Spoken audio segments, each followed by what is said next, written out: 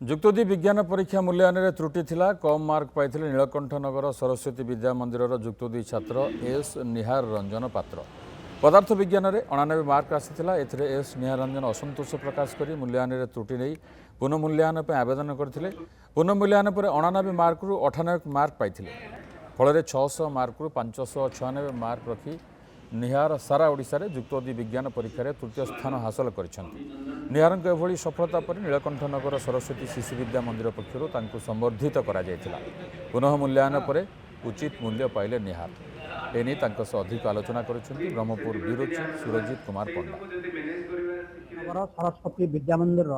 ଯୁକ୍ତ2 ବିଜ୍ଞାନର ଛାତ୍ର ଏସ୍ ନିହାର ରଞ୍ଜନ ପାତ୍ର।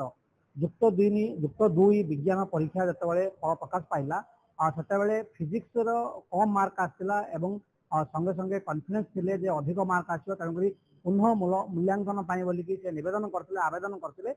परवर्ती समय अधिक मार्क मिलती सीधा सड़क आम टे प्रतिक्रिया नापी चेष्टा करवा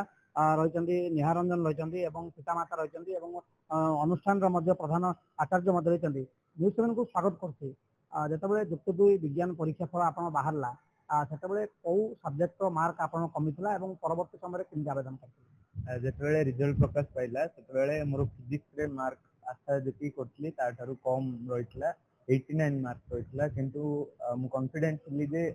निश्चित भाव में अधिक आसो मु रीचेकिंग अप्लाई करती टोटाल 9 मार्क मोर वृद्धि रीचेकिंग बर्तमान मोर मार्क रही 596 जो मार्क कमी थी आवेदन कलापर पुनर्मूल्यांकन पर पुणी मार्क बढ़ी तो मूल्यांकन व्यवस्था रही आप कौन अनुभव कर किसी ना किसी मूल्यांकन व्यवस्था रे त्रुटि रोचे बहुत सारा पिलांकर यही समस्या सम्मुखीन होती वर्ष खास करी आम स्कूल बहुत सांग मान देखिए भूल भाल आसी तेणु ए सुधार आनिबा आवश्यक जेहेतु बर्तमान अधिक मार्क आसला केते खुशी एबे बहुत खुशी अच्छी कहीं जी पाइबा चाहूली मार्क से बर्तमान पाई खुशी धन्यवाद ये थे निहार थे बापा को पचारा कौन कहे पुअर कम मार्क आसला कि जो पुनः मूल्यांकन में आप आवेदन कले जो पूरा आपंकर फल पाई जो कम आसला दुख लगी तथापि से कॉन्फिडेंस था फिजिक्स तार 100% देती सी भी कहला निजे मो रिचेकिंग एप्लाई करी निहती मोर बढ़ेब आ रिचेकिंग एप्लाई कलु देखागला जे गोटे दुईटा क्वेश्चन मोटे भैल्यूएसन है निहती भाव मुझे कहि कि अनभिज्ञ शिक्षक द्वारा एगुड़ा मूल्यांकन होती जद्वारा कि भूल भटका रही आटा सुधार आसा दरकार निहती निहार भाई जमी से दशम सारा राज्य तृतीय स्थान था ए वर्ष जो प्लस टू रिजल्ट भल अच्छे निश्चय भावुँ सी कि गोटे विचक्षण रिजल्ट करेंगे जो देखिए तार मार्क कमी जाइए बहुत दुखित थिलु कि सागे सागे जो मार्क देखिले निजे कॉन्फिडेंस थे से गुरुजी मोर निश्चय फिजिक्स मार्क बढ़ो और जहाँ भगवान कृपार रिभल्यूशन पर